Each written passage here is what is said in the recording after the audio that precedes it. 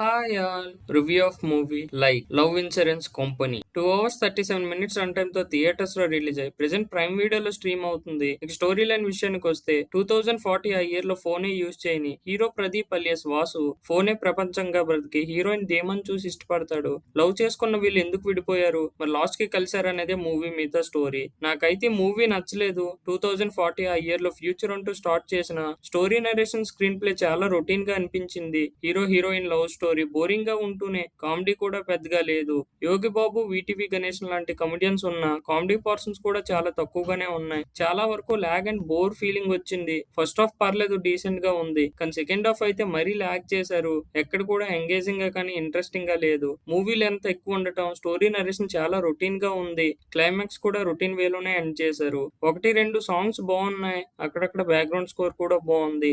Performance విషయానికి వస్తే hero Pradeep సూర్య decent గా చేశారు, కానీ ప్రీవియస్ మూవీస్ లానే రొటీన్ క్యారెక్టర్స్ అనిపించింది. హీరోయిన్ కృతి శెట్టి పర్లేదు. ఓవరాల్ గా నాకైతే ఈ మూవీ నచ్చలేదు. ఎక్కడ కూడా ఇంట్రెస్టింగ్ గా కానీ ఎంగేజ్ చేసిన ఫీలే రాలేదు. స్టోరీ నరేషన్ చాలా రొటీన్ బోరింగ్ వేలో ప్రెజెంట్ చేశారు. ఇలాంటి మరిన్ని రివ్యూస్ కోసం ఛానల్ ని సబ్స్క్రైబ్ చేసుకోండి. Thanks for watching. జై హింద్.